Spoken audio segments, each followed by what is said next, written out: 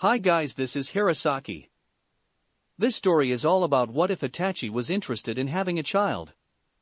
Petunia performs a bit of accidental magic. It says something about her parenting that Uchiha Itachi is considered a better prospect for raising a child. Young Hari is raised by one of the most infamous nukenin of all time and a cadre of uncles whose cumulative effect is very prominent. And someone had the bright idea to bring him back to England. Merlin helps them all. Before we start, kindly like and subscribe to this channel, and look over the description box for the author of this amazing storyline. Welcome aboard. Chapter 50, The Real Meaning of Being a Werewolf. Good morning, class. The second years blanched as they registered that Professor Potter was sitting at the desk with his usual air of calm. We're going to do a bit of practice to make sure that Professor Lupin hasn't let you get soft. There were some gentle sobs as he motioned for them to leave the room. In order to assess your skills, I found a few giant spiders in the forest for you to fight. Daphne scowled when she saw Hari sitting in the professor's seat. We really should have known when we saw the second years headed towards the infirmary. They let themselves get soft. Hari shook his head, a teacher disappointed in lazy students. Weaklings. Why are you here? Asked Draco Malfoy in a petulant whine. By now though, it had become clear that he wasn't really whining, but that he had been unfortunate enough to be cursed with a voice that always sounded like he was a brat. I'm teaching defense this year during the week out of every month that Professor Lupin is busy being a werewolf. He swatted Sprinkle's muzzle as the dog growled at him, and then attempted to rip his arm off, missing entirely.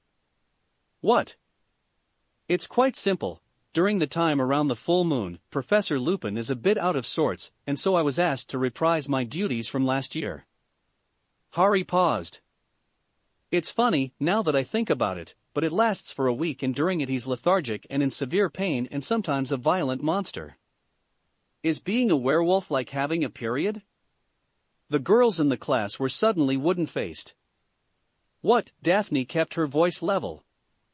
Just wondering on the nature of a magical disease. You know, mused Hermione, they even discriminate against werewolves just like they do against women. Worse, commented Millie. At least women can get employed and stuff. Why aren't any of you worried? Asked Malfoy, although he looked like he was more curious than concerned. Probably the same reason as you, replied Pansy, speaking to him for the first time in nearly 2 years. Because when our other option is Hari, somehow a known werewolf just isn't all that scary. And now that we have that out of the way, said Hari, I have some leftover spiders for you to use for practice. Joy, muttered Tracy. By the time dinner rolled around, news had gotten around the school. The two camps were those who felt that Hari being a teacher again was the sign of a coming apocalypse, and those who felt that there was finally a teacher able to do his job. Daphne had to admit that, in fairness, both sides had points. News had also gotten around about Professor Lupin being a werewolf. The consensus amongst all the upper years, that was to say, everyone older than first year, was that this wasn't really so bad, when considered against the alternative. Even those who liked Professor Potter preferred him in moderation. The current debate was primarily going on at the Ravenclaw table now, that being a discussion of the nature of lycanthropy, and whether or not it was really a form of magical, communicable PMS. One sixth-year who had pointed out that girls couldn't turn others into girls with just a bite was now clutching himself defensively after his girlfriend had given him a skeptical look that sent all males in the area diving for plates to put over their crotches. How do you do this? Hissed Hermione. Not that I object to reducing prejudice in the magical world, but how? I didn't do this, replied Hari, shoving Sprinkles into his kibble. This is all Ravenclaws. Hari was watching the head table, where Snape was nursing a headache reliever in a pitcher with a straw and McGonagall was giving Hari a look that was either a sign of having rabies or that she wanted to kill him using her teeth and fingernails to shred his body. Possibly both. Albus Dumbledore seemed happily unaware of the commotion.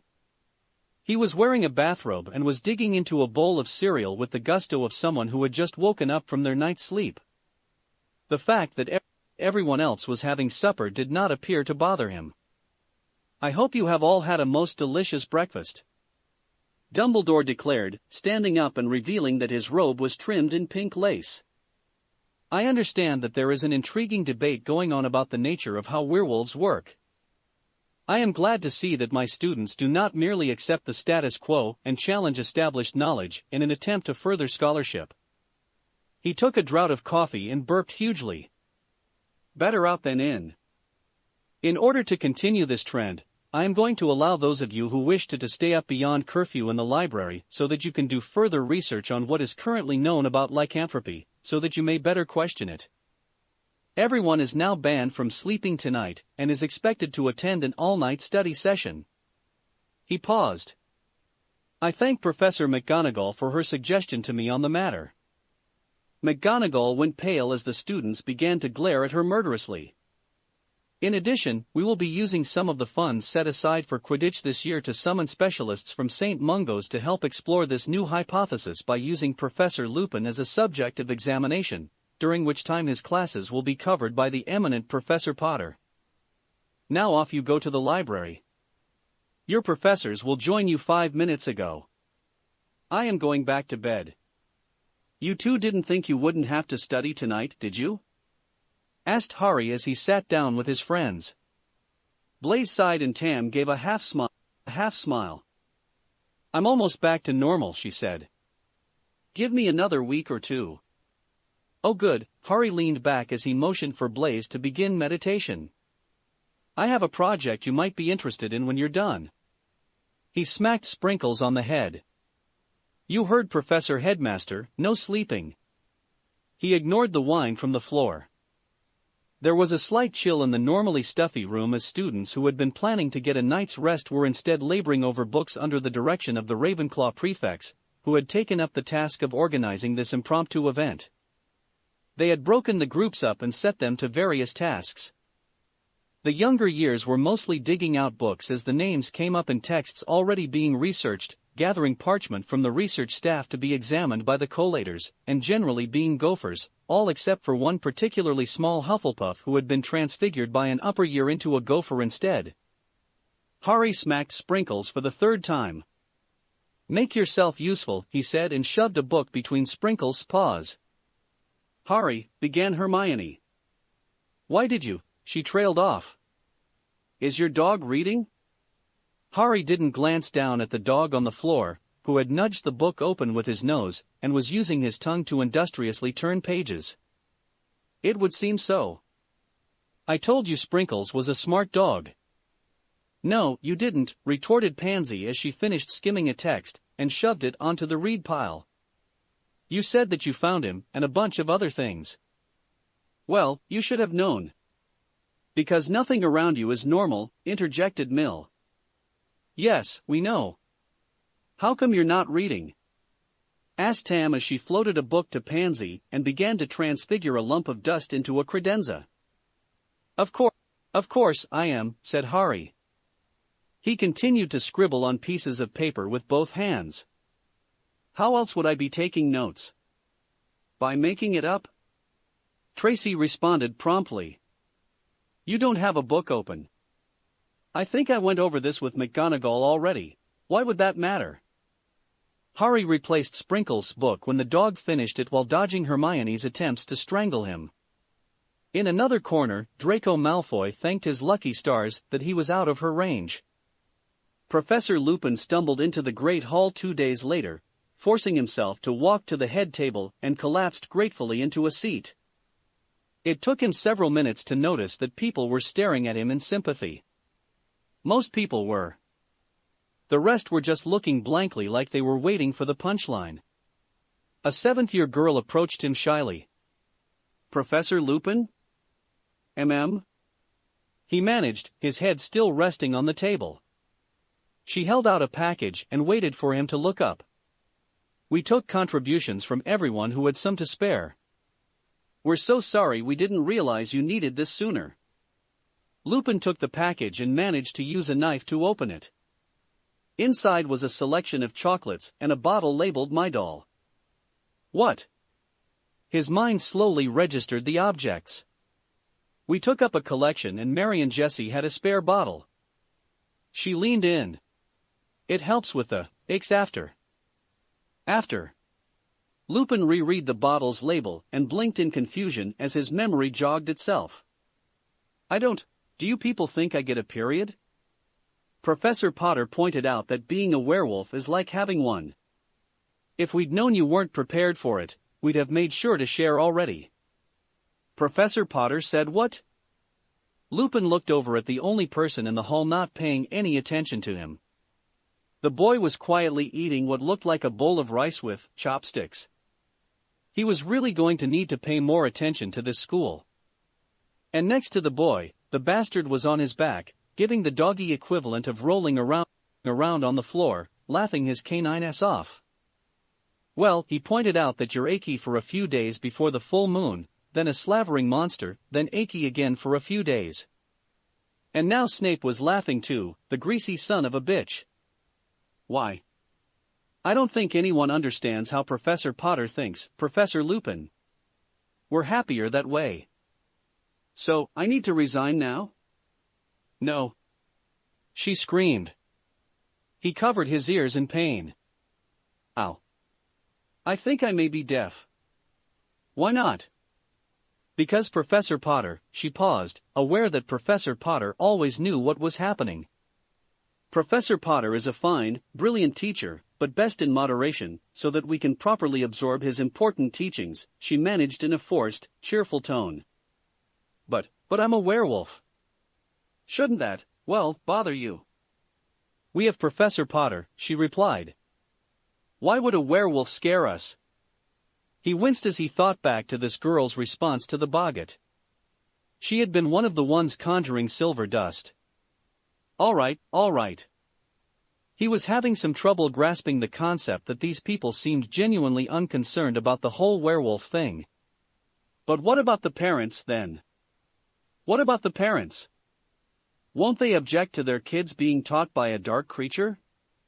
Why would they object? Well, I mean, Professor, why would they know there was something to object to? Lupin gestured at the post owls flying in at that moment. I don't know, somehow I just have this feeling. Oh, that? She smiled in a razor-sharp way.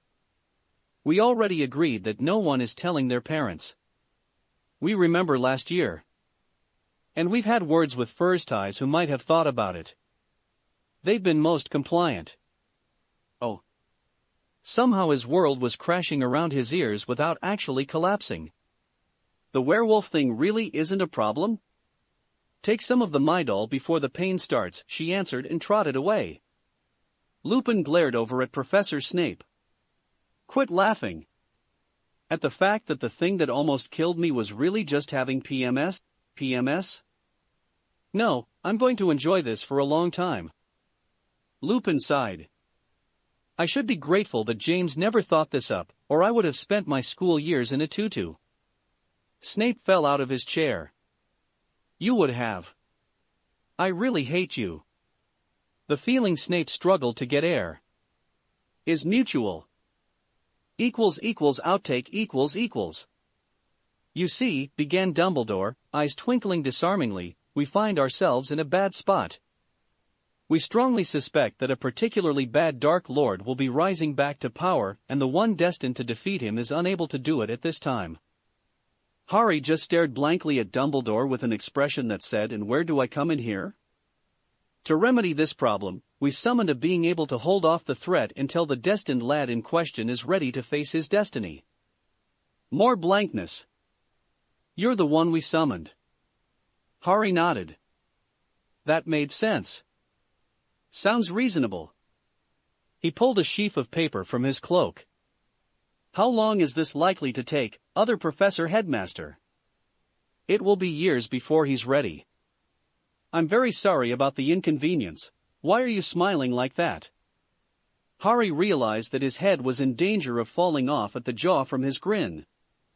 He pulled out a pencil and scribbled some things on the paper. He mumbled for a time about carrying the various numbers, and Snape was certain that the boy was actually rambling off a complete arithmetic formula that sounded vaguely like the killing curse. Do you need me to hunt the target or keep the principal alive?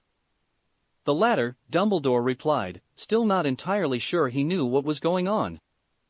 Oh good. Harry made a few more notations and handed Dumbledore the paper. This is your invoice. I've broken it down into monthly payments to make it easy for you, and you'll note the expense account I added as well. Merlin above and below. Dumbledore blanched. You want how much? That's the monthly rate, Professor Headmaster. The total is 2 lines down. Dumbledore's mouth dropped open. Chapter 51, Forearmed is forewarned. Right. Professor Lupin's return to teaching was marked by a certain welcoming air, especially among the younger students who seemed to feel that having a werewolf teaching them wasn't even really remarkable when compared to their week of Professor Potter. It was a strange and somewhat pleasant experience to be welcomed without reservation by so many people for the first time since he was about 8. It didn't help him deal with the casualties among his lesson plan, but it was still refreshing. He had been planning to put it off, but instead decided to just go ahead and do the lessons on werewolves already, since he wasn't going to have any kind of demonstration for it. Despite his reservations, he half expected that the 7th years were going to try to kill him because of the subject of the lesson. Things went remarkably well. He had felt incredibly uncomfortable explaining the various weaknesses of werewolves to the older years, who had been wearing expressions of murderous polite interest, but other than that, it had gone excellently. He had taken a certain pleasure in their expressions when they learned that silver was just a mild annoyance to werewolves, although their proposals of iron spikes through the brain and grapeshot had been utterly terrifying and admittedly likely to work. It was taking more effort to get used to Snape's amusement at him at every meal. And the fact that he was having difficulty with knowing that Black was snickering all the time. Also, he had begun to get daily letters with tips on how to deal with matters that he had always considered to be of a nature unrelated to him. He suspected Snape knew what was in them too, since every time he opened one and flushed bright red, the man gave him that puppy-killing smile that was probably as close as he got to happy expressions. Lupin wasn't sure why there was mounting tension as October progressed. It seemed like everyone was waiting for something to go wrong, or, more terrifyingly in the case of his older students, right. Everyone he asked gave him answers that only made him more and more worried. For one thing, as best as he could understand, 2 years before, Halloween night had been marked by the invasion of the castle by an army of trolls. Apparently, the army had marauded through the castle for months before finally coming out into the open October 31st. At that time, they had stormed the Great Hall, chanting about the glorious deaths of James and Lily Potter and singing songs to the gods while carrying biers overflowing with the corpses of their victims, older Slytherin students, and preparing for ascension bodily to Valhalla. Each person he asked somehow managed to add some new insanity to the tale. By the time he was done, he had been given to understand that the trolls had been fought off single-handedly by HarryPotter Professor Potter, while he chanted an Ida and cleaved the leading troll's head off after dueling it in single combat with a butter knife. Reading between the lines, an ever-important skill in day-to-day life at Hogwarts, Remus had worked out the most likely course of events as they had actually occurred. It was in no way any more reassuring than the tales he had been told. If he was understanding correctly, Harry Potter, at age 11, had slaughtered a healthy portion of the Slytherin house without almost anyone except a few professors knowing and even fewer caring. And also, without getting in even the slightest bit of trouble for the deaths. At the same time, the traditional power structure of the house had been almost entirely broken that year as a result of the many untimely deaths. On the upside, there had only been one troll, and it had indeed been killed by Harry Potter, although it had been in a girl's bathroom, and wouldn't James be proud his son was in a girl's bathroom at 11? And there had only been one girl in danger at the time. Lupin was beginning to wonder if he had been hit on the head more than he remembered during his time at Hogwarts. On the other hand, that had been nothing compared to the confusion surrounded last year. Something had petrified Mrs. Norris Ford during the feast, and no one seemed to be sure what it had been. The fact that the famously inventive Hogwarts rumor mill hadn't come up with an explanation was actually a bit more disturbing than the crazy bits that people had been managing to add to the whole troll incident. To tell the truth, No one seemed to have any guesses about why there had been a string of petrifications over the course of the year, to the point that the headmaster had begun to just have students stacked in broom cupboards. Everyone basically held that it was probably Professor Lockhart's fault, and that Professor Potter was somehow responsible for the attack stopping, although no one had any idea how. And the lack of embellished description of a battle was quite worrying. Although he was beginning to have his suspicions about Ginny Weasley, who was rumored to have left school early around the time the attacks ended, the girl had an uncanny grasp of magic and didn't use a wand. Plus her glowing red eyes just made Remus nervous. Regardless, he didn't have time to worry about it, since the week before Halloween happened to contain the full moon. "Hello, Lupin," Snape managed to give the civil greeting a suggestion that he had offered the man a dip in boiling feces. "Hello, Snape. You seem remarkably cheerful for this time of the month." "Oh. I guess my transformation wasn't so bad?" Snape paused and then covered his mouth as he began to laugh. Their gifts worked, didn't they? The werewolf's blush was all the admission he needed. They did. "Harry?" Tracy said as she passed him a copy of the Times. "Care to explain? It looks like you have a copy of the paper." "I was talking about the disappearance of a top aeronautics engineer from his home in the middle of London at noon." "What about it?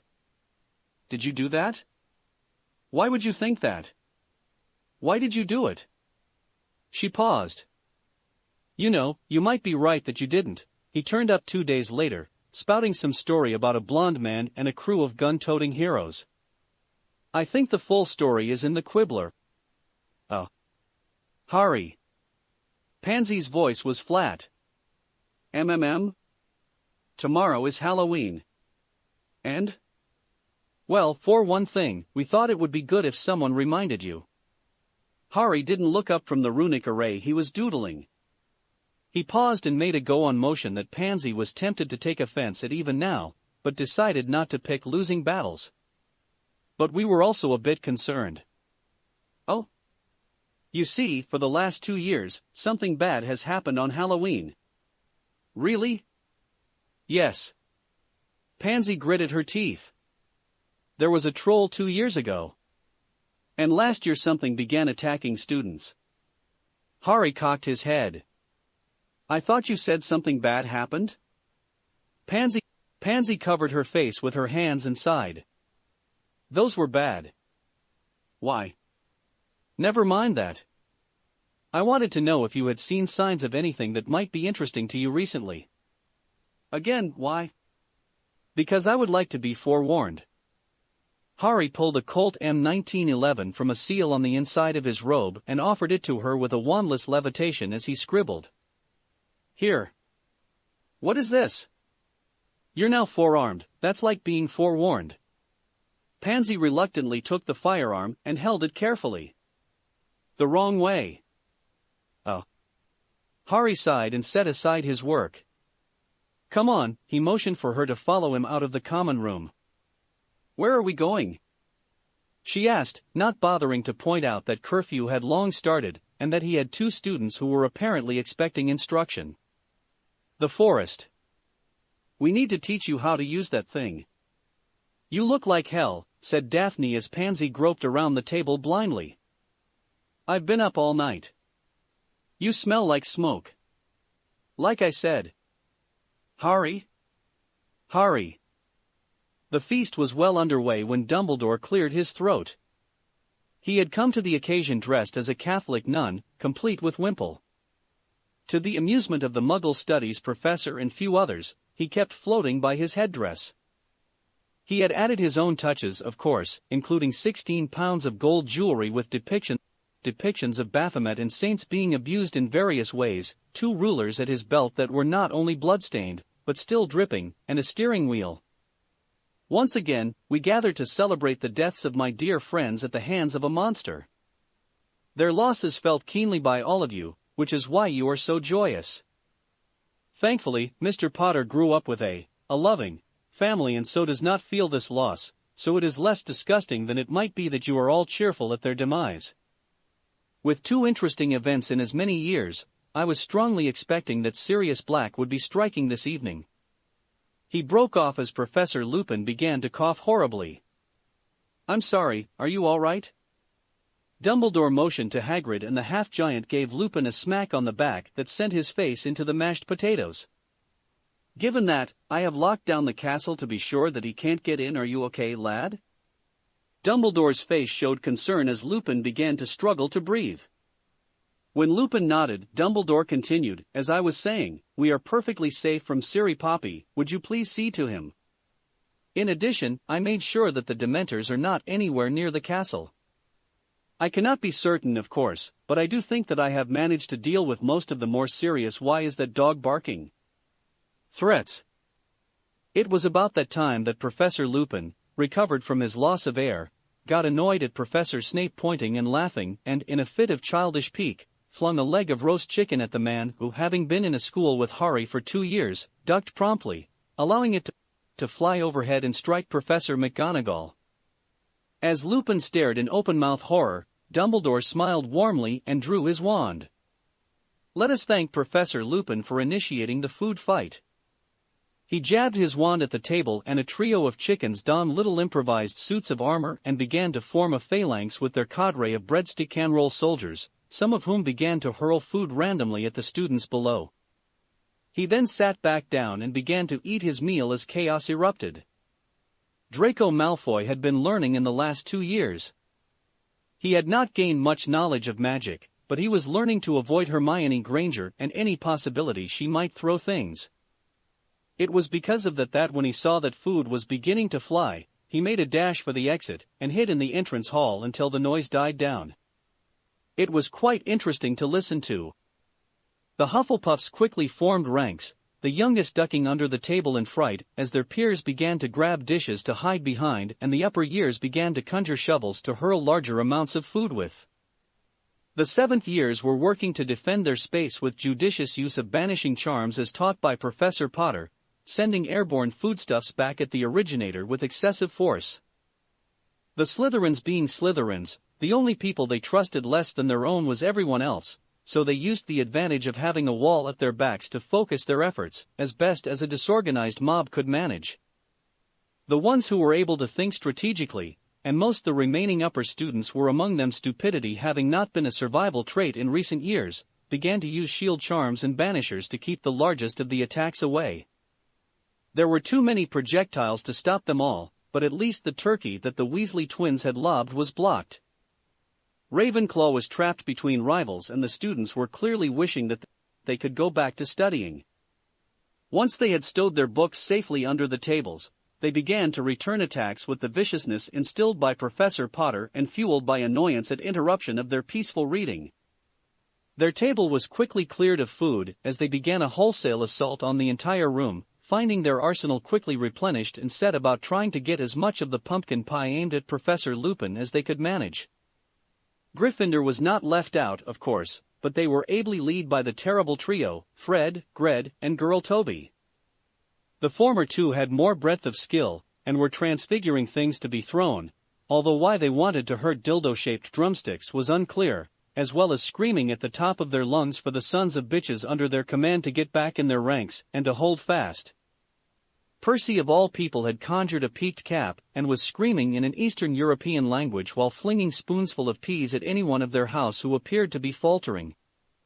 At the head table, Professor Lupin was taking advantage of the opportunity to attack Black and, to the horror of the staff, aside from the headmaster, who was calmly having pudding behind his defensive line, was flinging everything in arm's reach at the dog already covered in gravy and slices of ham.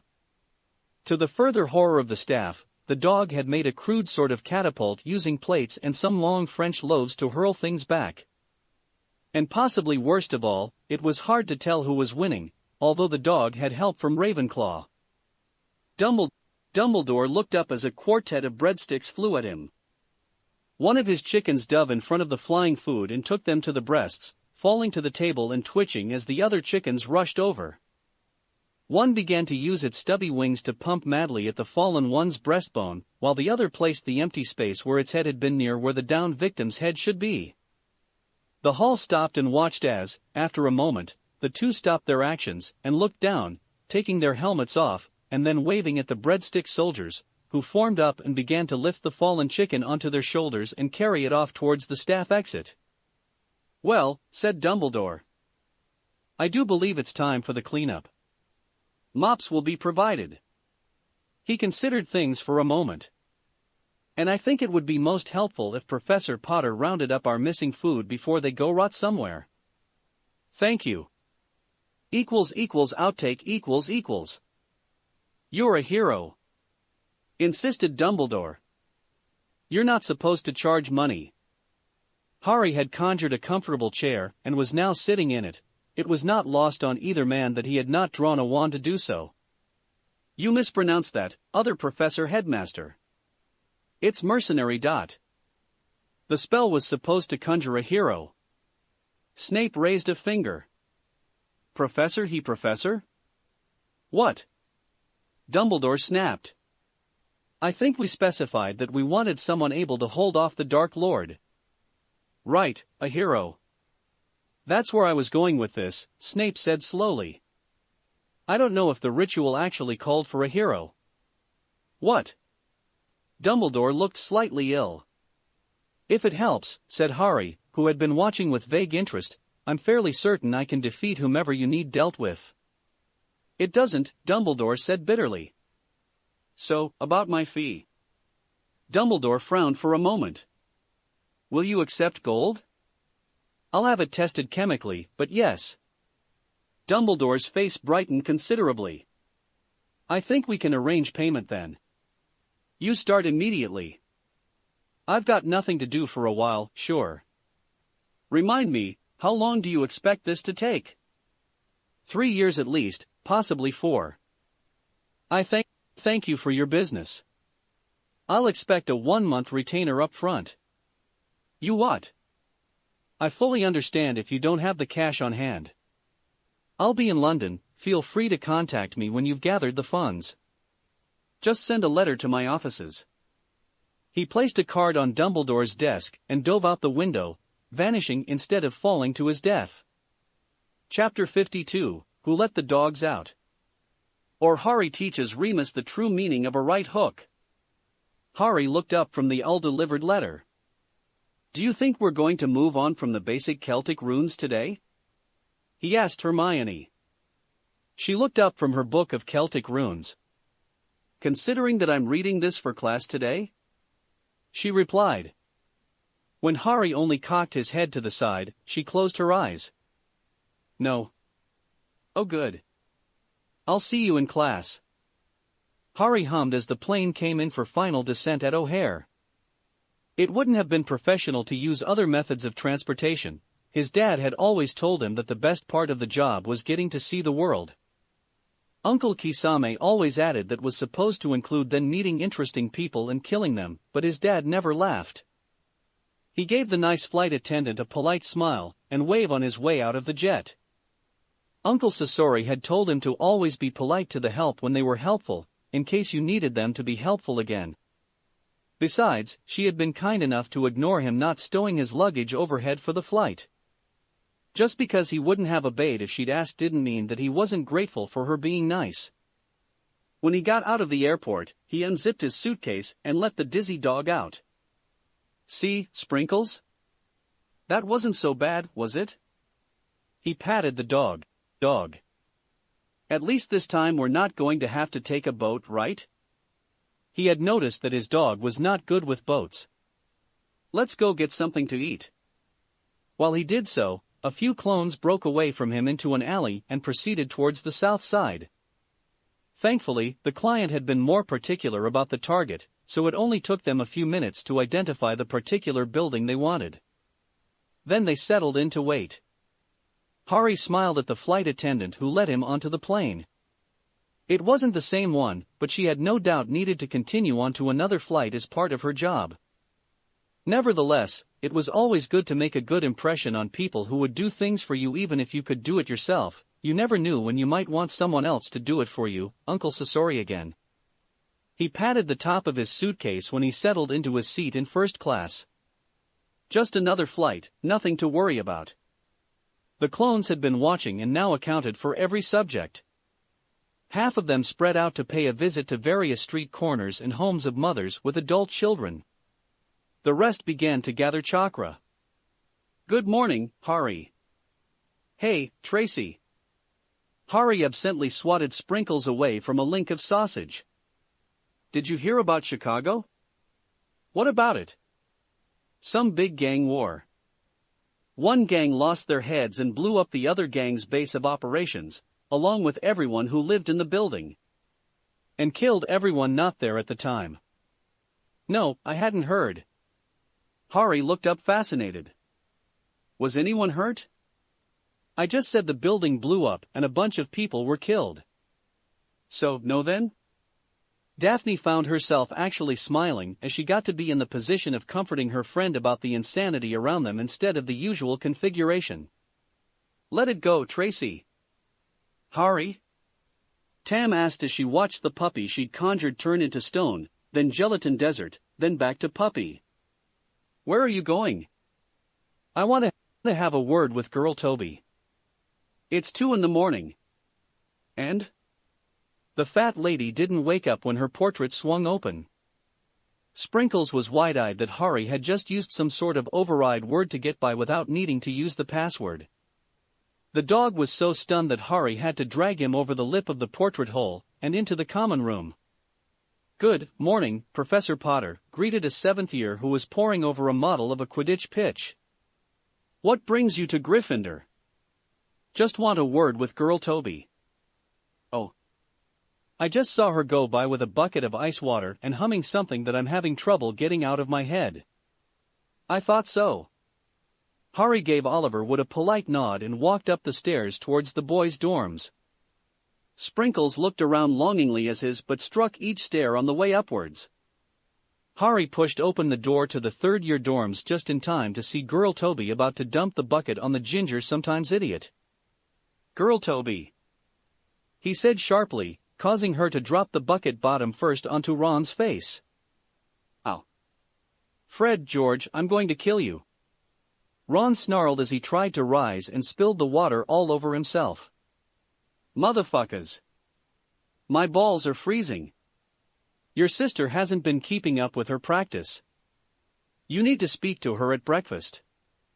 "Professor Potter?" asked Ron blearily as he wiped water from his eyes. "Why are you here?" "I wanted to have a Harry's words were cut off as Sprinkles spotted something and went mad, leaping at Ron with jaws open, snarling murderously. "Omer Lenoidentwanto." Ron trailed off mid-terrified shriek when Sprinkles was yanked up short by Harry and landed on his back, flailing wildly. "Die." "Oh. Ron." Neville was reaching for his wand as he roused himself. "If there isn't a good reason for waking me up, I'm going to kill you so badly your mother will be in pain."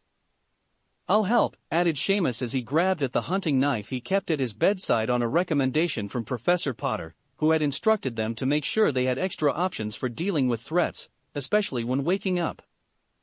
Ron dodged to the side as Dean Thomas decided not to wait for threats and just fired a low-grade piercing hex, more like a mild scratching hex, at him without waking up. "Bad Sprinkles." Harry scolded, beginning to batter the dog about the face with a rolled-up newspaper. In his other hand, he held both the leash and a spray bottle, which he began to use liberally on the giant dog's nose. "Excellent responses, lads," he added to the boys who were now awake, aside from Dean Thomas, who had rolled over and pulled a pillow over his head. Girl Toby took the opportunity to wander out of the room, while the rest of the boys tried to get a handle on the situation. "I'm proud of Girl Toby. Impromptu ambushes to ensure proper alertness is an excellent addition to the curriculum." Albus Dumbledore walked creakily down from the bedroom above the headmaster's office. He was getting too old for stairs. He sat down in the chair on the far side of his desk and reached across to collect some paperwork. He glanced up. "Good morning, Professor Potter," he said and bent his head to get to work. "Wait," he looked up again. "Why are you in my chair?" "I had something I have to tell you." "Up." "It's important." "Up." Dumbledore snapped. He glowered when his comfy chair began to float 2 feet above the ground. Thank you. Now get out of my seat. When Harry had hopped down, Dumbledore rose and walked around his desk. He glared at his seat for a moment and then gripped a leg and pulled it back to the floor, sitting down and frowning as the chair bobbed back upwards gently. You are a wit. Thank you, Professor Headmaster. You said you had something important. It was distressingly hard to give someone a proper imposing stare from 2 feet above the ground, and not staying in place, but going up and down in a rather relaxing sort of way. You know Professor Kitty? If you mean Professor McGonagall, yes. And I will thank you to never call her that to her face. Or her back. Or, in fact, in any way that she might learn of it. Okay. What about her? You know how she can turn into a cat? Yes. Is that common? Turning into animals in general, I mean. Not terribly. I have a feeling I'm not going to like the answer to this. Why do you ask? Well, were there supposed to be any others in the castle? No. Dumbledore paused. Wait. What do you mean by were? Well, the man who was pretending to be a rat left an hour ago. The who did what? The man Harry began and was waved into silence. Yes, yes. Thank you. Where was this rat? Gryffindor dorms. Third-year boys. The Weasley rat, then. Or rather, the Weasley not rat, who has been in my castle for the last 12 years, and slept in the beds of my wards. This is getting worse by the moment, it seems. Dumbledore scrubbed at his face with a hand. All right. What's done is done. I'll have a word with the Weasleys later and figure out how to explain this mess. In the meantime, if you see any other not animals, please let me know immediately. Dumbledore sighed again. Why are you holding your dog up? Harry was lifting the massive dog almost a foot off the floor by its collar. To achieve this, Harry had stood on the chair he'd been occupying. The back of the chair. The dog pawed desperately at the leather, choking it, tongue lolling. Well, you said. Dumbledore blinked. Then it caught up. Are you saying that your dog is a not animal? Yep. How long have you known? Since I found him. It's turning a little bluish. Yeah. Dumbledore decided to worry about that later. There was someone in his castle who wasn't supposed to be there. Why hasn't he turned back? Special collar I got for him. I see. Do you know what he looked like normally? Stubby Boardman. Dumbledore froze. Please take the collar off him. Harry looked downcast. But then he won't be Sprinkles. I don't really care. Do it anyway. All right. Harry undid the buckle and the dog slammed but first into the floor and whined for a moment before transforming into a scraggly man who seemed to be trying to work out where to hide. I'm innocent, I swear, Headmaster. Please don't kill me. Dumbledore conjured shackles that bound the terrified man to the wall. I'm listening. I didn't betray the Potters. I wasn't the secret keeper. Yes. I know. You did? Dumbledore's response was to just look blankly at the man. Right. Albus Dumbledore. I didn't kill those people either. Oh? I recall you being found standing in the midst of the destruction, laughing like a loon. Dumbledore cocked his head. I love alliteration. It was laugh or cry. Well, with the loss of your friends. I meant Peter. Why would you be upset after killing him? Because I didn't. Black said pleadingly. I was going to, sure. But the little fucker did the job for me. Sort of. I thought he'd been trying to kill me with the explosion, and so I was laughing that he'd missed me and only gotten himself. Black looked down. And 12 innocents, come to think of it. Well, that's an interesting story. But he fooled me too. He survived.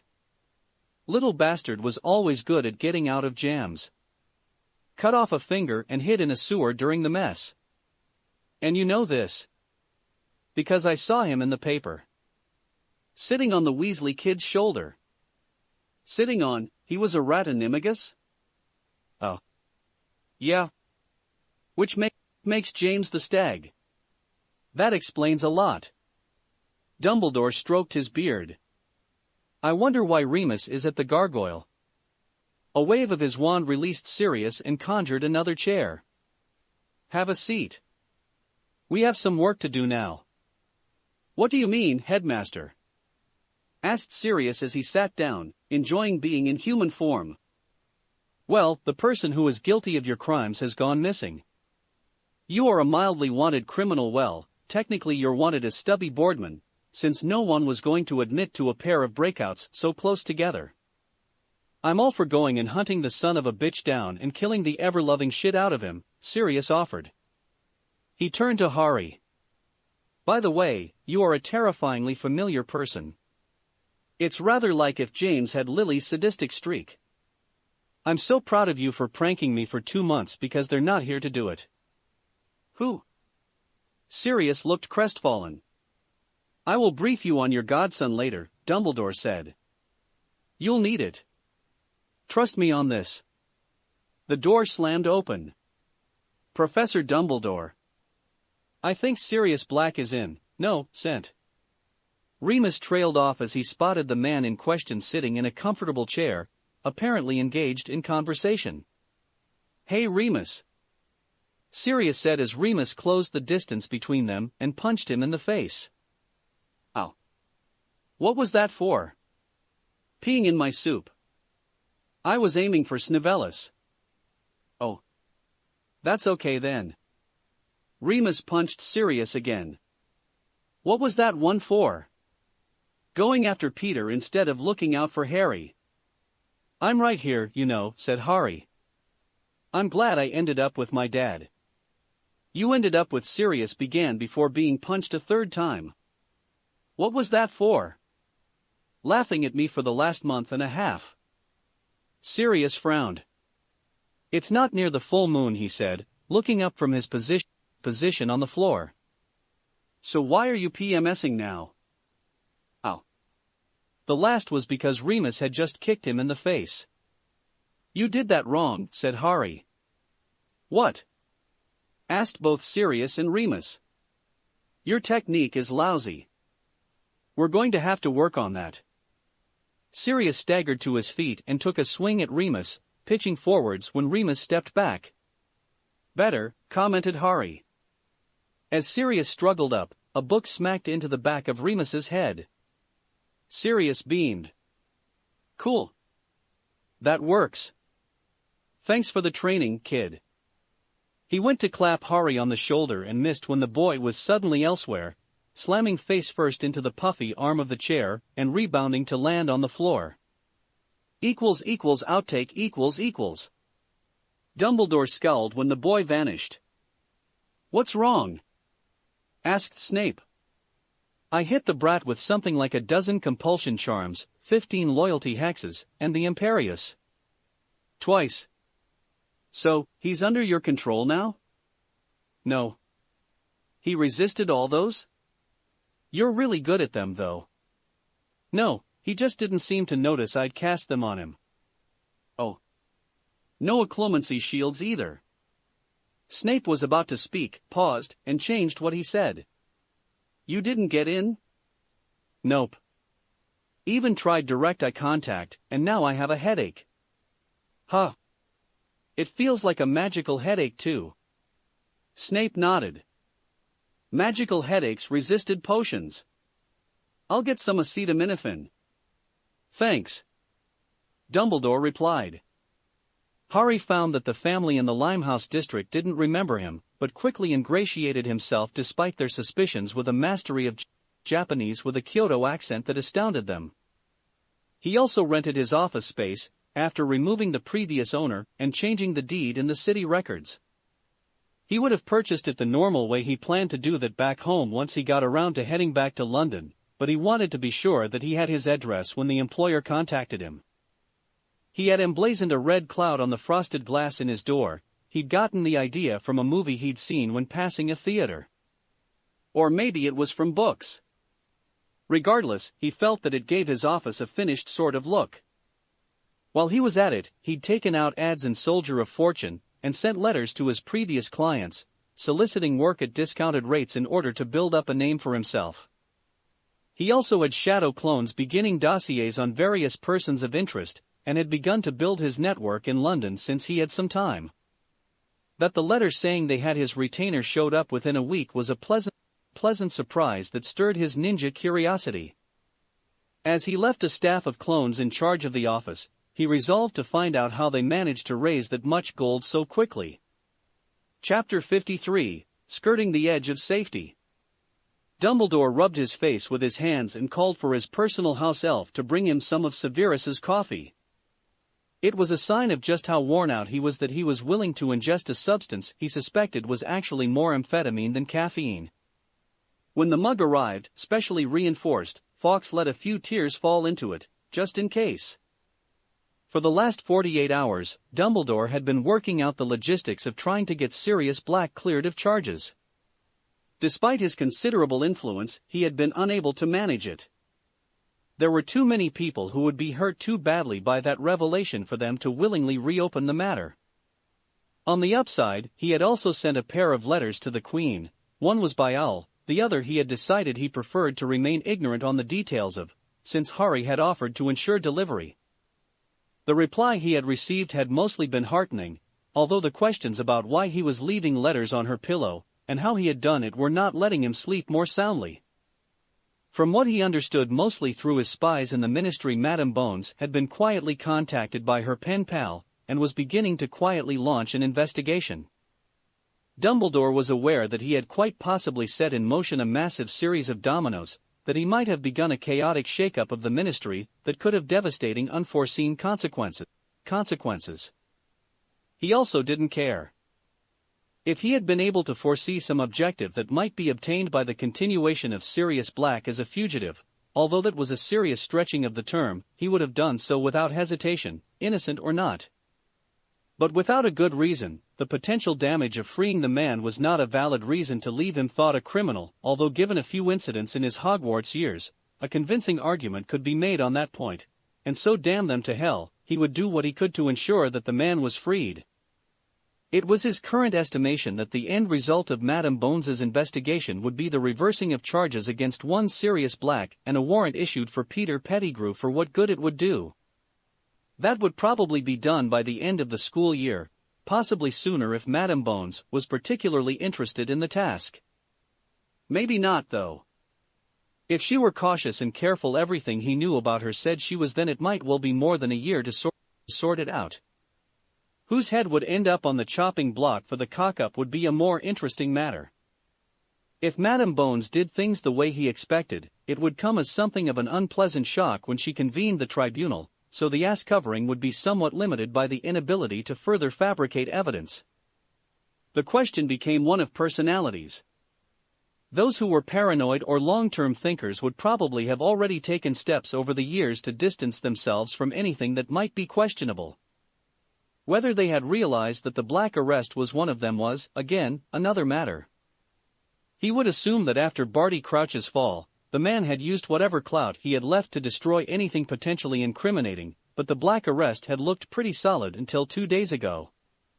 Fudge wouldn't be worried since this had all happened under his predecessor, and he had been a minor functionary at the time.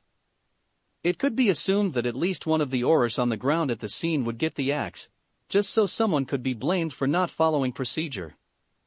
After that, Dumbledore had resolved to sit this one out if he could help it. He wanted to have nothing seem tainted by his involvement, and very few of his people could get touched by this mess anyway. He'd like to think they would have sorted this out better, but he knew that in those hectic days after the death of Voldemort, things were too chaotic to think that anyone would have looked deeper into things when it had looked so good. His eyes bugged out as the coffee hit his system. Well, he definitely felt awake now. That was something, anyways. He blinked a few times and realized that it happened so fast that he didn't actually see the darkness behind his eyelids. That was less good. With his new energy, he attacked the paperwork that had accrued over the last few days. Remus Lupin walked into the classroom and found that his least favorite class was present. The third years with HarryPotter were definitely tied with the Newt students for most terrible, but they edged it out by virtue of being so much younger. And having the son of his dear friend being a murderous little hellion. He grinned anyway, knowing that at this moment, Sirius was probably on his way back out of Gringotts and would be heading straight to the nearest brothel. Actually, no, first he'd hit an apothecary. Sirius Black blinked. Nymphadora? The woman scowled at him, and her wand began to glow green. You're still technically a wanted criminal. I am? Sirius asked. Based on my experience in the bank just now, I think that I am the head of the Black family, your family, incidentally, and am in no way connected to the arch-criminal Sirius Black, since he's safely in Azkaban. Nymphadora. He grinned when her wand twitched. I really hate you, cousin. No, you don't. She sighed. You're right. Mom was devastated when you turned out to be evil. When he opened his mouth, she went on, more evil than she'd thought. His mouth shut. It will be good to have you back so I can properly hex away your ability to enjoy procreation. On that cheerful note, Sirius hefted his package of potions. I have places to be, so. Yes, Tonks said cheerfully. Madame Bones's not office, I know. No, that's not. Sirius blinked. You're taking me to see Madame Bones? Yes. Madame Amelia Bones? That would be the one, yes. And you waited until after I had been through the apothecaries? No, that's just when I caught up with you. Hot damn. Sirius crowed. I knew Amelia was just playing hard to get. Tonks blinked slowly. She should probably correct him in order to avoid any mistakes. On the other hand, the man had used her given name, so she didn't really care right now. I bow before your superior knowledge of the female mind, she said drily. Junior Aura Nymphadora Tonks listened to the loud bangs from inside the theoretically silenced office with interest as she read a copy of the Daily Prophet. She had apparently impressed the boss enough that she was trusted with a mission that was so secret that it was not, technically, a mission at all. It was more like she had been asked to go out to Diagon, and if she happened to bump into a given person, to please direct that someone to a small office that had no official value whatsoever, and then, if she had some spare time, sit around outside and discourage anyone who might decide to take an interest. This was her day off, in fact.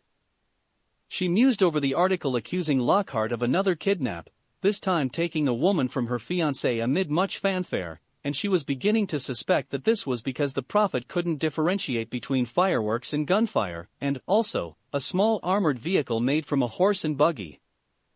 Given her upbringing, she didn't really trust the reporting in the paper, but it was still the only magical news source, so she had to just try and work out what was really happening. In the case of the Lockhart stories, she was getting more and more confused as she tried to work out the facts. The sounds eventually died down and whatever clandestine activities were intended began. Her eye was drawn to a boy in a black robe with red clouds wandering through the street across the way. It wasn't that he was taking an interest, he very much wasn't, it was just that she caught the flash of color. And something seemed very familiar about that cloak. The boy gave her a polite smile and small wave as he continued along into a shop that, had she been in her official capacity, she would probably have questioned him simply on the basis of entering. Tonks was just beginning to wonder if she might want to go over there and check that he was okay when he emerged with a small smile, gave her another wave, and continued onwards towards Nocturne, with a quiet confidence she had seen veteran Oris lack when going there. Was the kid a vampire? Nah, it wasn't even a little overcast. She chalked it up to what she'd been told by her trainers would be the answer sometimes, shit happens. Pansy? The girl in question turned very, very slowly towards her friend and instructor in an ever-increasing number of ways to maim and kill. Yes, Harry? Why aren't you wearing your gun? I'm wearing a skirt. And? Well, I tried, and I couldn't draw it so. I see. Harry nodded in a way that made Pansy very nervous. Her anxiety only grew when there were no repercussions during her nightly shooting practice. Despite her best efforts to convince him otherwise, he had insisted she continue using the large gun, and kept drilling her on how to use it properly. They had yet to move on from a static stance, but she already knew from defense that he demanded perfection. Pansy woke the next morning, sadly used to only getting 2 hours of sleep, something that Daphne and Hermione assured her was a habit that didn't get lost once Harry ingrained it in one's head, and eventually managed to complete her morning ablutions. It was when she went to dress that she realized what was wrong. Harry. The entire common room looked up at Pansy, wearing her dressing gown. Harry was, surprisingly, present and making notes on his sprawling array project that had begun to take over the entire southeastern corner of the room. No one dared ask him to clean it up. Yes? Care to explain? She held up a skirt. It had been a flared, black garment cut to the knees. It was still that, but it now had a slit all the way up the right side to the waist. Why do you think Harry did that? Asked Blaise, curiously. You refused the shoulder holster, said Harry. And you can't really wear a waist holster with skirts, so you need to be able to draw from something on your thigh. Now you can. Pansy blinked. You destroyed all my clothes. To help keep you safe. She gaped at him. My parents will kill me if I come home wearing these. Even more reason you need to reach your gun. Pansy closed her eyes, muttering. Maybe you could try the shoulder holster over the summer? Suggested Daphne, not entirely sure what that was, but hoping to defuse the situation. I don't think my parents would approve. Tell you what, said Tracy. I'll talk to my mom, see what she suggests.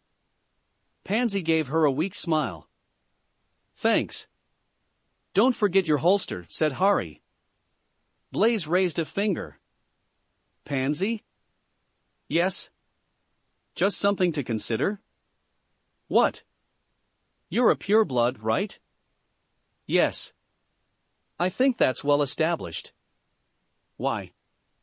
I'm not sure how to put this. Air. Blaise flushed for a moment. You probably wear modest underthings, right? The look she gave him was scathing. Well, with that cut to the skirt. Pansy went bright red. The girls looked at each other. Hermione glanced over at Blaise, who gave her a sort of half-shrug. If I had to suggest someone to talk to, you could try the head girl. She's a half-blood. Or one of the 7th-year Hufflepuffs. 2 of the girls are Muggle-born. They can probably get you some catalogs. For that suggestion, hissed Pansy. You get to do it. And make sure they get express delivery. Today is Saturday, I plan to be able to leave the common room for classes. Okay. Blaise rose and trotted out. Outtake. Itachi looked at the letter in his hand. He had been in the middle of a meeting with the Akatsuki. The flame peacock had dropped it into his hands, and he had decided to tune out Sasori's ramblings to find out what was happening with his son. Pain didn't bother glaring until Itachi's eyes had widened in shock, and he was not only staring at a letter instead of paying attention, but also open-mouthed. Share with the class, Itachi? He prompted. Itachi looked at Toby, Sasori, Kisame, Conan, and Pain. Harry just sent me word of a new job he got. Yeah? It's a protection detail. Kisame's eyes nearly had Rio signs in them. How much? The better question is how long, Itachi replied. The answer is a minimum of 3 years. Toby fell out of his seat. How much, repeated Kisame. When Itachi handed him the letter he nearly dropped it. Holy fuck. No, Itachi said slowly. Look further down. Kisame paled as much as a blue fish man could. That's his monthly rate? Itachi nodded. We're never telling Kakuzu about this. Chapter 54, A Long Time Coming. Blaise returned an hour later with a stack of magazines. He held them out to Pansy. For you, my lady, he said. She snatched them up and went bright red. People were these? According to Mom? Yes. Blaze paused. Well, for a short time, anyway. Harry cocked his head. What do you mean for a short time? He asked. Blaze coughed. I probably should have put that one on the bottom. Try one of the others. That's not much better. Pansy was giving a decent impression of someone with no blood below her neck. The other girls gathered around her, except for Hermione, who had a pretty good idea of what it was. Or rather, enough of an idea to not want an idea, and all turned as red as Pansy. Isn't this uncomfortable? Asked Millie as she pointed to one of the pictures. Blaze craned his neck to see over their shoulders. Yes. I don't speak from personal experience, he added hurriedly, but my mother says that they are. She usually adds, and so worth it. Millicent and Tracy looked at each other. Tracy was the one to speak. Blaze? Yeah. How would we go about placing an order? Dunno. Try asking Gertrude Rittersdottir. I got the catalogs from her. He watched as the two of them scrambled out of the common room. I'm not going to ask. He sat down beside Pansy. Given your skirts, he took one of the catalogs and began to flip through it. You'll need to stick with this style. Pansy's eyes bugged out. I'm thinking you'll want to skip the lacy ones. Blaze began to scribble a few item numbers. Harry continued his labors, unaware of the mortified glare Pansy sent his way. Severus Snape took a sip of coffee, looked up, noted the change in scenery, and went back to his beverage. Then his eyes bugged out and sulphurous fluid sprayed through the air. The table immediately began to smoke and blacken, and his own robes smoldered gently despite their advanced protections against chemical damage. Walking into the great hall was Pansy Parkinson, scion of just about the purest of the pure-blood houses, and she wore a skirt with a slit up the right side of her leg reaching her waist, to a chorus of catcalls and whistles. Her pale cheeks were marred by a blush, but her face had a stony set to it. Remus Lupin leaned over to Snape. Aren't your students getting started a bit young? He asked. What I want to know is what Potter did and why. How come you assume it's his fault? In his defense, offered Dumbledore, who hadn't yet noticed the disturbance, and was busily cutting his toast up, it usually is. Snape had just begun to try and get a grip on his shifting reality when someone's catcall was apparently too lewd. Thankfully he hadn't heard it, or was just the last straw, and he saw Pansy Parkinson draw a semi-automatic pistol from a holster on her thigh and fire it once into the air. Now that I have your attention, her voice rang through the hall with the calm poise of the well-bred. I am not amused and I have been practicing my shooting with Professor Potter. The hall went silent. Thank you. She walked over and sat down to glare at Harry, who didn't even look up. Someone should talk to her about her attire, mumbled Snape. Like her head of house, prompted Lupin. The two were far from friends, but they had discovered that both had a similar view of humanity and a similarly dry, even acerbic humor, although Lupin was still getting his bearings to display it properly. Besides, it had the comfort of familiarity to snipe at each other, even if it was less mean-spirited. It seemed that Snape was over his fear of werewolves for some reason. Like hell. I am not having a discussion with a 13-year-old girl in my charge, because I think her garb is indecent. There are just so many ways that could be misconstrued. Snape rubbed his eyes. People dislike me enough for my real faults, I see no reason to give them some imaginary ones to add to the list. Maybe you should do it? Lupin looked at the fifth-year girls who waved shyly at him. He was discovering that the werewolf thing was now making him seem more like a tortured soul than a terrible monster with Professor Potter in the area. I have my own problems, thank you. I don't need to give anyone the impression that I pay that kind of attention to my students' clothes. Agreed. Besides, Snape added absently, watching as Pansy pulled her gun on someone who had taken the last of the scrambled eggs, she seems in a bad mood and overly willing to use that weapon. Professor Potter. When Harry trotted up, Snape motioned him closer. Please have a word with your student. Harry's mouth opened. The one you're teaching to shoot. Harry's mouth closed.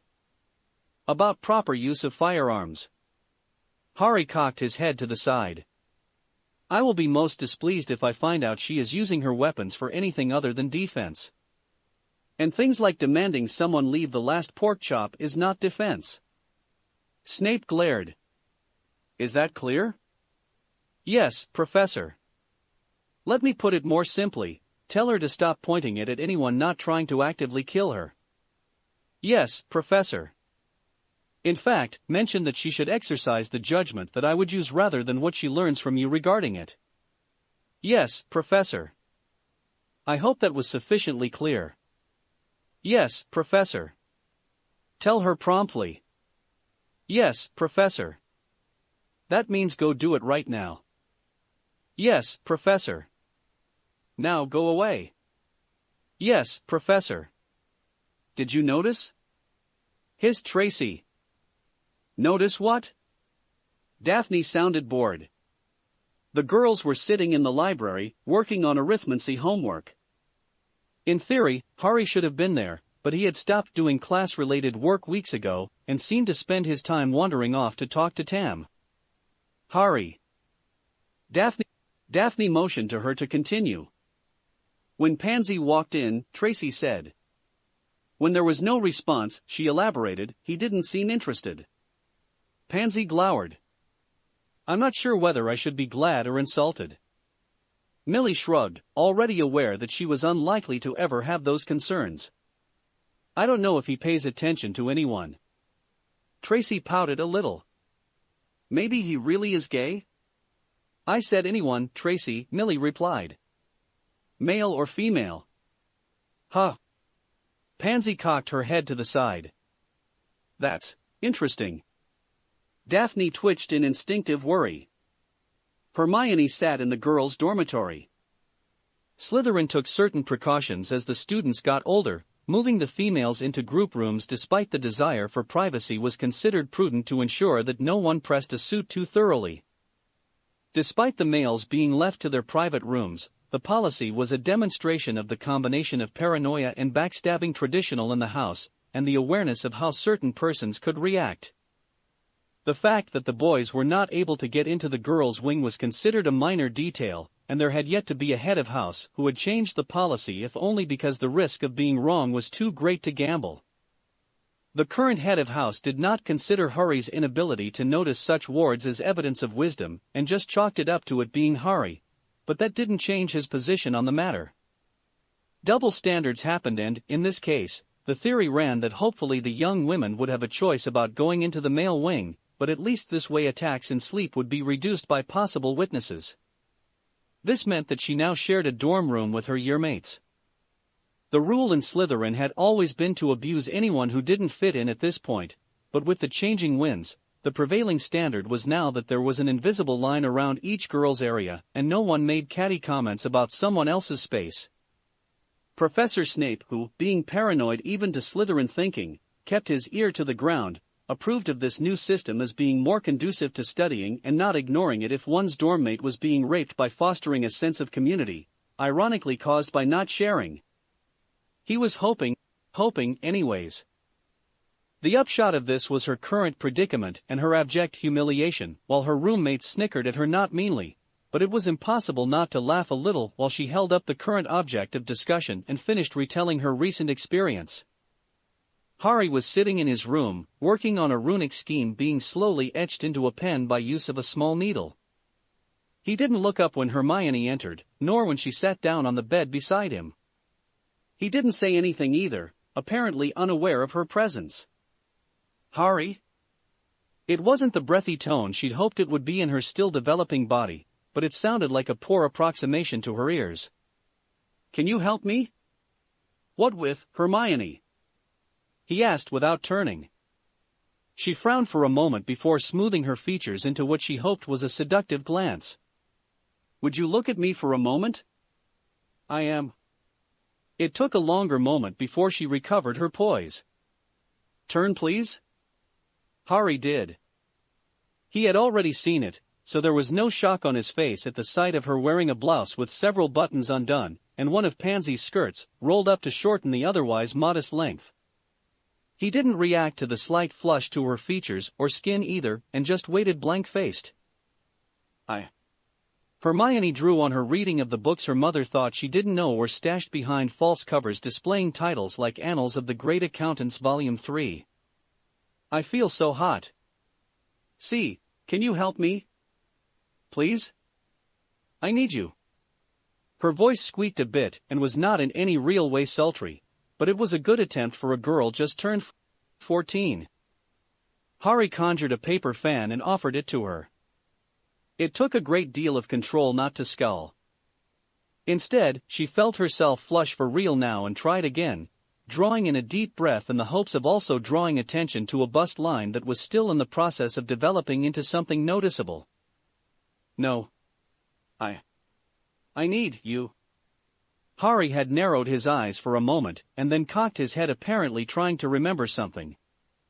It appeared that a memory waved a card in his head because he nodded with a small smile. A plastic dildo appeared in his hands, dwarfing Hermione's youthful imaginings and yet also looking nothing like she had envisioned, and not only because it was purple. He held it out to her. Her blush deepened, mixed with a degree of shame and self-loathing and humiliation as she accepted slowly. She was about to rise and flee when he spoke. "Wait a moment." She froze, half vindicated and half deer in the headlights. He tapped the object in her hand, and it began to vibrate gently. "You can speed it up by tapping it with your index finger," he said, and turned back to his runes. Hermione stared at his offering for a moment and ran, not sure if she was relieved or ashamed and insulted. And that's it. Hermione was happy to be wearing a button blouse and normal skirt again. She took a certain vindictive pleasure in the fact that Pansy was stuck with the modified type at the moment, just as a petty bit of revenge. "No interest at all?" asked Tracy. "Wow. That's freaky." "What?" Pansy and Hermione both seemed a bit shocked. "Haven't you noticed some of the boys a year younger than us staring?" She pretended to preen. "Not really," said Hermione. "People don't stare much thanks to this." Pansy patted the colt at her side. "They do," Millie commented, leaning back in her bed. She knew that she could likely have kept her own room despite Slytherin policy, but wasn't really interested in accepting that reality yet. "Just not when you're looking." Pansy frowned. "Oh." Blaise walked into the common room sporting a bruise. "Hermione." She didn't look up from the book and notebook in her lap. "What?" Her tone was short and made it clear that she didn't appreciate someone interrupting her study time, since Harry was no doubt going to bother her later. "So, I had an interesting harangue." "I don't think that was a sentence." "Regardless. Look at me for a moment." Hermione glanced up. "Blaise.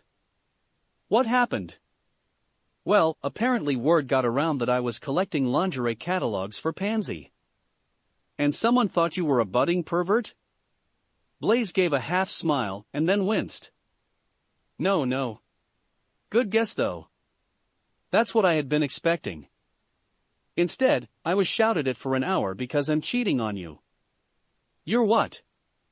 "That's what I'm told." Blaise gave a playful frown. "I'm shocked at your behavior, Hermione." "Not telling me we're dating?" Hermione stared at him in confusion. "Considering I got slapped, I certainly hope it was for a good reason." "They slapped you?" "Uh-huh." "For cheating on me?" "So I'm told." "At length." "I hope to one day have my hearing back in my left ear." Well, I will be a gentleman about this." Blaise bowed slightly. "I apologize for cheating on you with Pansy." There was a squawk of indignant outrage from the girl, who was sitting nearer the fireplace as the autumnal chill had begun its usual infiltration of the dungeon, and she was in a somewhat skin-revealing skirt. Please accept my heartfelt apology, Hermione. Okay? Blaise smiled. Then stopped smiling. Well. Hermione looked confused. Well, what? Aren't you going to apologize to me? What for? For cheating on me by trying to seduce Harry. Hermione blinked. Then her face went scarlet with fury and embarrassment. He told you? She shrieked. I'll kill him. She slammed her book shut and rose. You know, Blaise said. If you were really in need of relief, I would have helped my girlfriend. Draco Malfoy had already dived for cover, so the book slammed into the chair he had behind as it flew past Blaise's face. I promise to be gentle if it's your first time. He watched as Hermione stormed out. I'll take that to be a no then. Tracy snickered. Wow, maybe you'd have had a better chance at seducing Harry. The rest of the common room was listening with interest. The only person not present was Harry, who had wandered off with his dog for even less apparent reason than usual. Maybe. But my mother is going to be happy. I plan to give her grandchildren. Lots of them. He grinned. You know, said Tracy. My dad told me about this dark ritual. The normal way, Blaise elaborated. With great skill too. Tracy blinked when Blaise gave her a roguish grin. Want to practice? Tracy went bright red. Now I know why my mother does that, said Blaise, laughing. That's fun. He waggled his eyebrows suggestively at the redhead. My mother made sure I read up, even gave me pointers. I promise it'll be the ride of your life. He watched Tracy flee the room. Something I said? He asked Millie, who was grinning broadly. Outtake . Tell me what? Asked Kakuzu as he entered the room. If we told you, replied Payne, we wouldn't be not telling you. Not telling me what exactly? You seem to be having a hard time with this. No. I just want to know. We're not telling you. I hardly see how that's relevant. Aside from being the crux of the matter, I guess not. So, you'll tell me? Kakuzu? Yes. Go take Haydn and blow up some stuff in Cloud or something. Maybe kill an elite Jonin or something. Will you tell me what it is if I do? Out. Payne decided to press the matter by using the heavenly gaze of the omnipresent god to send the giant figure flying out the wall. That's it for this reading. Hit like and subscribe for a free ticket pass going to the different worlds of anime fanfictions. Looking forward to having you on board again.